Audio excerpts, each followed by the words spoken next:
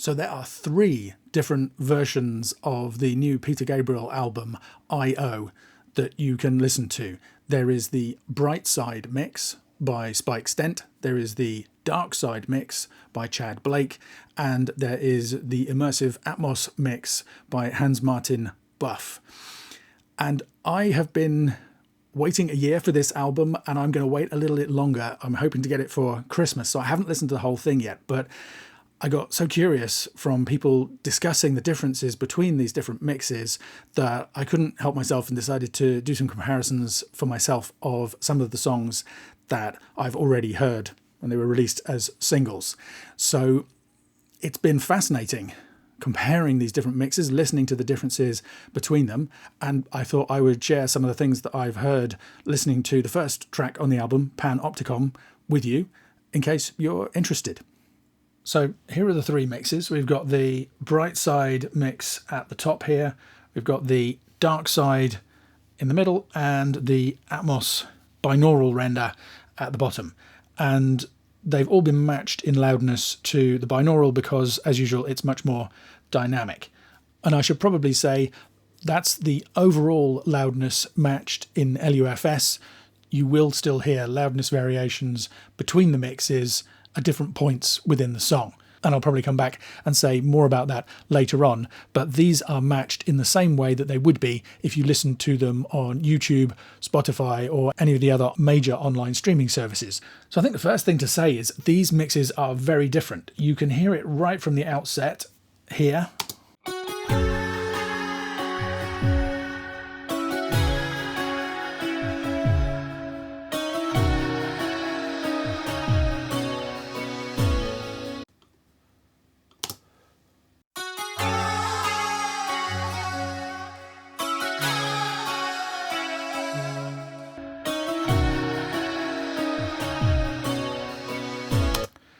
Very different tonality there, very different treatment of the vocals, and it's different again in the binaural.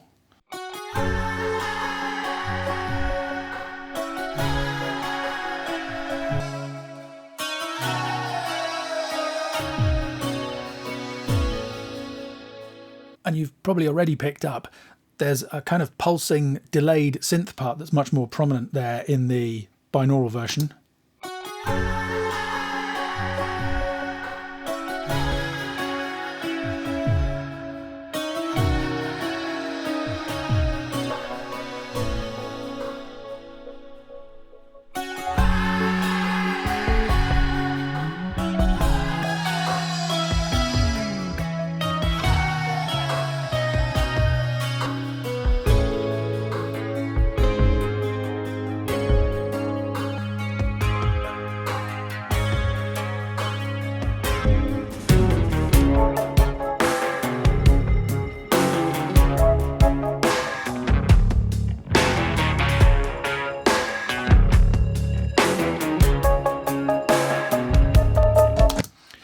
And then another big difference, there's a huge amount more punch and impact in the drums in the Dark Side mix than there is in the Bright Side.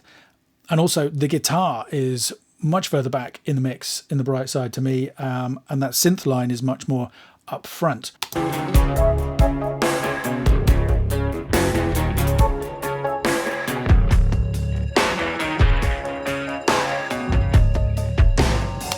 So the balance of the synth and the guitar basically swaps between those 2 mixes. There's also a very big difference in overall tonality. The name Bright Side and Dark Side, I think I understand why they chose that. I do think it's valid in general, but it doesn't always relate to the EQ. In fact, if I was going to go for the EQ balance, I mean, you can see what you think as we go through this video, I'd probably go for the mid side versus the scooped side, where I think the Bright Side mix sounds a bit scooped to me. I think it's a bit low in terms of the mids. The Dark Side is kind of the opposite. The binaural, I guess, is somewhere in between the 2. Let me just flick between those so you can hear what I mean.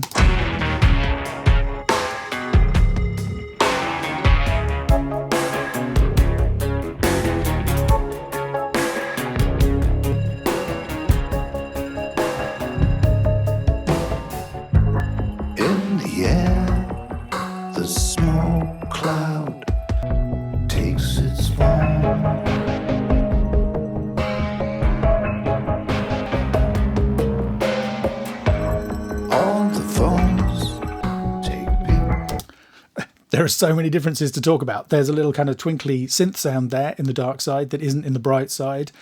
The sound on Peter's voice is very, very different. It's quite upfront in both of them, but there's, again, a much more mid-heavy, I think slightly more natural sound to the dark side versus the bright side. And then let's listen to the binaural. Takes its form.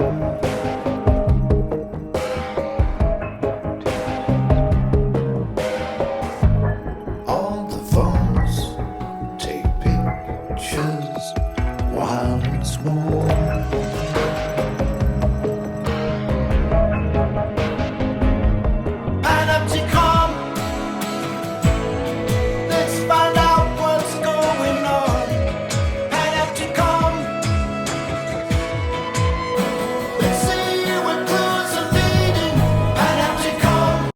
Again, very different arrangement between each mix. There's that acoustic guitar strumming away much more up front in the binaural. In fact, now I think about it, I'm pretty sure I heard Hans Martin talking about doing some extra acoustic overdubs for that section to get the same feel in the immersive mix as it has in the stereo. In the section before, I was hearing extra vocal parts mixed in the binaural, which weren't there at all in the dark side. The vocal was much more exposed and up front. And then something in between, perhaps, for the bright side. Let's keep listening.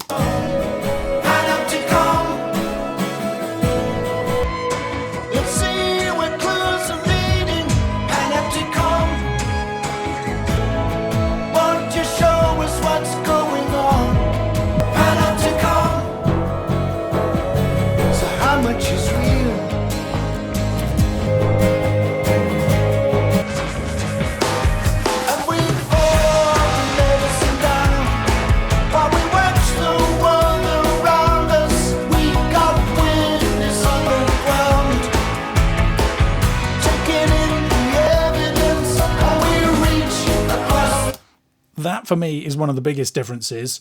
The loud sections are probably the most balanced in terms of level between the three mixes, but the snare in particular almost disappears on the bright side in comparison to the dark side, where it's much more upfront and aggressive. And again, the binaural perhaps is somewhere in between those two.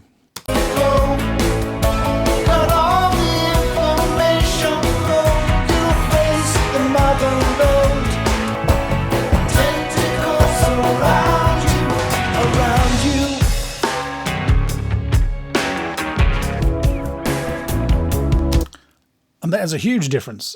We have horns in the bright side at this point in the song that are not there at all in the dark side. Tentacles around you, around you.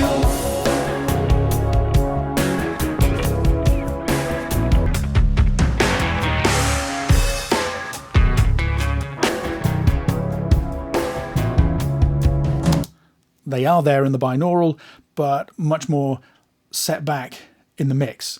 So huge dramatic differences in between these mixes, just in terms of the arrangement, just in terms of which elements the mixers have chosen to leave in or take out. I'd be fascinated to know how much of that was in collaboration with Peter, whether he was there involved in those decisions on each of the mix, or whether each mixer, I suspect each mixer probably just did their thing. I think when you hire mixers of this caliber, this kind of status, you're going to them for their vision of the music. And that, for me, is the most interesting difference between the approach between the bright and the dark side for this song, at least. I do feel the name Bright Side almost feels that this mix feels lighter. It feels, that it's much less guitar heavy. The sound is less aggressive in general. It has a big kind of soft, mulchy compression overall. It's much more controlled dynamically. There's more variety in the dark side mix, which I find interesting, but as a kind of counterpoint to that, I feel like there's also more distortion in the sound in the dark side because those drums are hitting so much harder. There's more crunch and impact in them, which in some ways I like it. In other ways, it could be a little bit fatiguing. I like the fact that there are fewer guitars in some sections in the bright side, and you've got the kind of more sparkly, glittery sound on a lot of the acoustic guitar sounds rather than the kind of jangly mid-tone that there is in the dark side, but the truth is I like aspects of both of these mixes. I find it really hard to choose, and it kind of varies depending on which section of the song that I'm in. Part of me almost wonders whether eventually I might end up making my own edit of this master. And it's an interesting approach, because by presenting these two radically different interpretations of the songs, Peter is basically saying, I don't know which one I prefer of these, you can choose. But that reminds me of one of my favourite expressions, which is that a man with a watch can tell you what the time is, but a man with two is never sure. If we had been given only the bright side mix of this album, we'd have formed one opinion of it, of the sound of it, and our emotional reaction to it, because I do think these different mixes actually influence the way these songs hit emotionally, which of course is something that we know. It's why we spend so much time doing what we do. But it's kind of fascinating to have it demonstrated so clearly for us in this case. So if we'd been given only the dark side mix, we might have come away with a very different impression. And by offering us these two alternative interpretations, Peter leaves us in doubt about which one is right. If the dark side feels a little bit more aggressive, maybe a little bit grittier, a little bit more real, it feels a little bit liver to me, more like the band on stage. I imagine this is what it sounds like when you go and see them live. Suddenly we're in doubt as to how are we meant to feel about it. Brian Eno collaborated on some of these songs. One of his favourite concepts is to allow people the possibility to interpret the music themselves. He's even suggested that people should be able to remix music for themselves. Honestly, I don't know how I feel about that. It's a kind of an intriguing concept. But in the case of this album, it's, what is the album? Is it the bright side? Is it the dark side? I mean, I guess the answer is it's both. And then you have the question of, how does the binaural, how does the Atmos fit into this? I think, I'm not sure this binaural, I enjoy the extra dynamics in this binaural mix, but the overall tonality I don't like as much as either the bright side or the dark side. It's not a perfect compromise between them. It's a different thing again. It has extra parts at some point that aren't in either of the other two mixes. They were literally overdubbed just for the immersive version of this album. On the other hand, it can be nice to change. We could start by listening all to one mix, then we could move across and listen to another mix, and then we could listen to another one. Or we could create our own custom playlist combining elements of all three, potentially. So it really is quite fascinating. I'll just play it a little bit more and see if anything else jumps out at me to show you.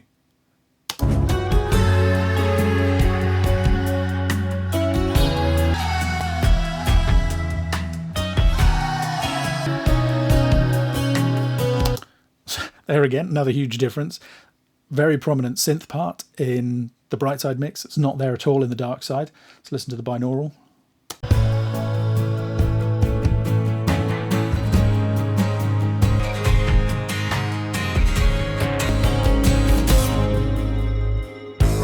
From above, I keep it low. The ground.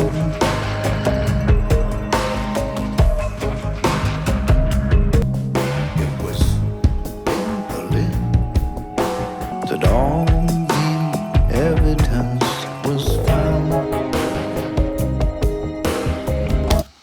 This is really interesting because in this section, I said before that I felt like the dynamics of the bright side mix were much more consistent running through. But in this section, the dark side sounds louder, meaning less different than the really loud section.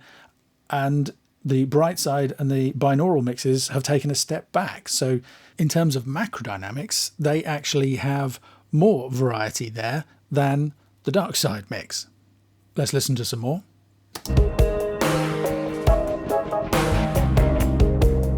It was in Berlin that all the evidence was found.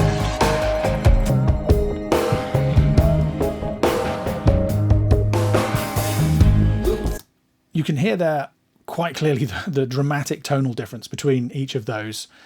It is related to the levels of things within the arrangement, but I find the differences in the Peter's vocal sound absolutely fascinating. Overall, the binaural, to me, sounds a little bit thick and a little bit woolly in this section, and it's difficult to know whether that's a translation issue from the Atmos to binaural, whether that would feel different if we were listening on a full Atmos multi-speaker rig. Because one other interesting thing, one detail to point out in this case is for a lot of albums that are coming out these days with Atmos versions, you have the stereo and you have the Atmos and you can flick between them. And I know that the engineers are putting a ton of time and effort into trying to match the stereo and the binaural as closely as possible so that the binaural doesn't sound radically different from the stereo, but like stereo plus, if you like, stereo with extra binaural details to delight and interest us. This is very much a different approach because in this case you have both the bright and dark side presented as alternative mixes of the album, and then the inside mix, which is the immersive Atmos mix, is presented as an entirely different album. If you choose to listen to that with spatial audio disabled on Apple Music, you will hear the dark side mix. If you enable spatial audio, you will hear a binaural render of the Atmos mix. So those two in themselves sound radically different. And we can be sure that the Atmos mix wasn't made to match the stereo. It was made purely to be listened to in an immersive format. And I'm sure that they checked it in binaural to make sure that it gave a result they were happy with. But they weren't trying to match it with either the dark side or the bright side mix in the way that a lot of albums traditionally are. So in this case, the Atmos version is much more unique, much more distinct. Overall, I feel like it sounds closest in tone and atmosphere to the dark side mix. So I think it makes sense that that's the one they chose to pair it up with on streaming services. But there are sections of the song where it sounds closer to the bright side. And one of the interesting things is it seems to me that the approach taken with Spike and Chad's mixes is that both of them took fairly aggressive decisions about which elements to keep in the mix and which to feature, and in some cases which to reject completely. The inside mix seems to me, the Atmos mix seems to have more of all of those components presented. Maybe it's just that there's more space in an immersive environment to keep all of those elements present and working musically. But there are less aggressive decisions about this is what's going to feature for this section of the song, this is what's going to feature for this section of the song, which I think is really interesting. And some people will like that, some people won't like that. And since we were talking about the bass, the low end of the inside mix, I'm just going to skip back to play you the very introduction to the song. Something I love about the dark side is the way that Tony Levin's bass, this beautiful melodic bass line that just comes across really, really well for the dark side here.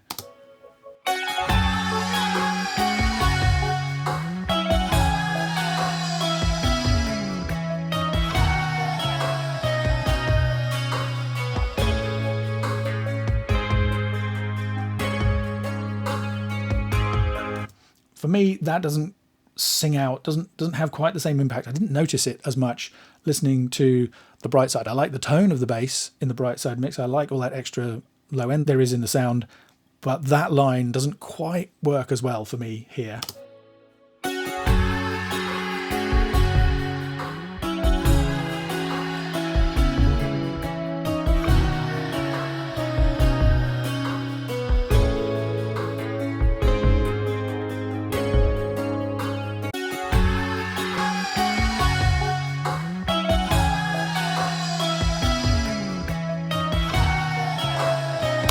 Anyway, we could go down rabbit holes like this all day with these mixes. Let's skip forward and listen to the end of the track, just do some more comparing the mixes for you.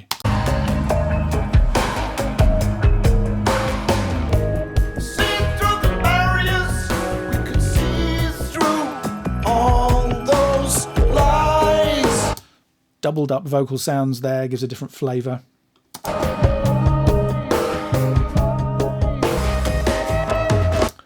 Sounds like there's a delay there in the binaural that's not there in the dark side mix. Maybe a hint of it there in the bright. Let's find out what's going on.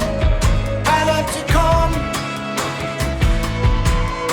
They see when clues are leading. Panopticon. Want to show us what's going on. Panopticon. So how much is real? Another huge difference in the dark side mix there. There's a synth part that's not being used in the other two, or at least I didn't notice it. This is one section where I feel like the binaural sounds closer to the bright side in terms of the overall timbre. They've got more of those strummed acoustic guitars in there. And then I think it flips back again for the next section. So how much is real?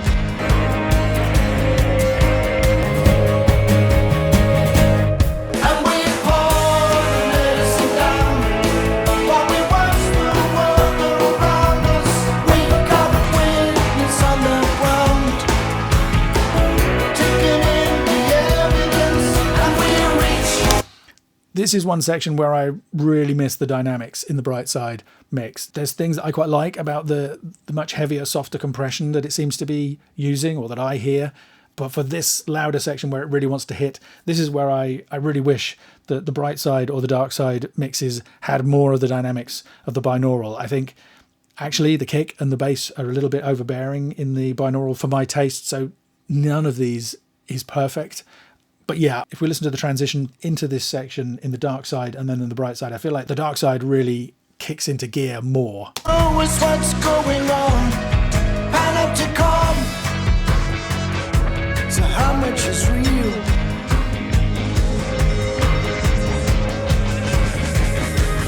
And we pour the medicine down while we watch the world around us. We got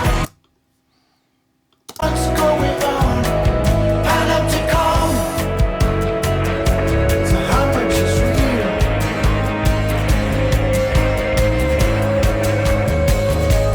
And we pour the medicine down while we watch the world around us. We got witness on the ground.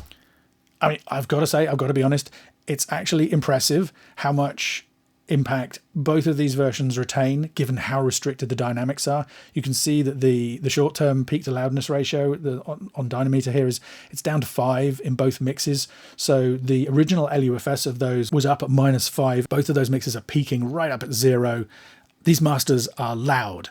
Obviously, for me, I'm such a fan of dynamics. I would love it if they had a little bit more room to breathe, but I can still enjoy the song regardless.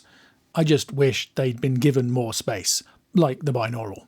Show us what's going on. Panopticon.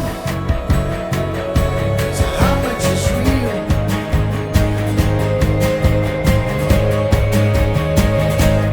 And we pour the medicine down while we watch the world around us. We got witness on the ground, taking in the evidence, and we reach across the globe. Let all the information flowing to face the mother load. Tentacles around you, around you.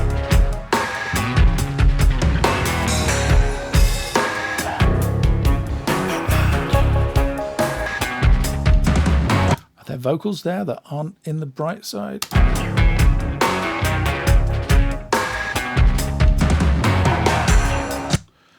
Oh, it's just much more set back in the mix. Oh yeah, we have an extra vocal there in the bright side. It really is fascinating how different each of these mixes is.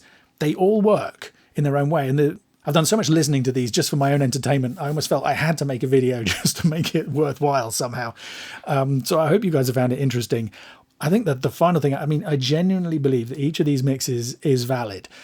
Flicking between them like this really is quite an unnatural way of listening and comparing them. Obviously, most people are just going to put on one version or another and listen through. Some people are doing careful comparisons and making their decisions, especially people who want to buy it on vinyl, because that's a much more expensive option. This channel is all about sound and the influence that sound has on the way that we hear music, the way that we feel about it, the way we respond to it emotionally. So I think it makes a fascinating example in this case. I will not be listening to the different mixes in this way when I do have my own copy of this and can sit back and enjoy the entire album. My plan is simply to listen to one version and see how I feel, listen to another version and see how I feel about that. And probably over time, I'll find one that I prefer. So there you go. I think you can see what I meant when I said that it was a rabbit hole in terms of comparing these mixes. There are so many differences between each one that really it depends which bit of the song you're listening to. You know, I really do like some parts of one mix better than parts of the other. In some ways, I really like all of the mixes for different reasons. Whether I will settle on one of them as my overall preference is hard to say. I find it hard because the stereo mixes are very loud. I'm sure they were mixed that way. They are loud in different ways. There's this kind of soft, heavy compression in the bright side mixes that sometimes I like and sometimes I don't. And then there's a much harder, more aggressive compression in the dark side mixes that sometimes I like and sometimes I don't. The Atmos mix is much more dynamic, which generally I like, but sometimes the overall tonality of it, I feel, doesn't come across as well to me listening in headphones, particularly in binaural. Who knows whether I'd feel different about that if I could listen to the full Atmos version. I would love to do that sometime. So yeah, we can't draw any overall conclusions. It's completely a matter of taste, which I'm sure is exactly the way that Peter intended it when he decided to release the album in this way. I think it adds a fascinating new kind of perspective for us as listeners, as music fans. It makes the whole thing a bit more complicated, I think. Maybe makes us listen a bit harder. And I think that has to be a good thing. So yeah, I hope you found that useful or interesting. Please take a listen. Let me know what you think in the comments. If you've listened to the rest of the album with these different mixes, I'd be fascinated to know what your opinions are about the differences between them, which one you prefer and why. And if you enjoyed this video, I think there's a good chance you will also enjoy a free PDF I've put together called the Home Mastering Guide. It's just a simple PDF and it covers what I consider to be the 6 essential steps to mastering your own music and get fantastic results. You can get your copy for free at homemasteringguide.com. My name is Ian Shepherd. Thanks for listening.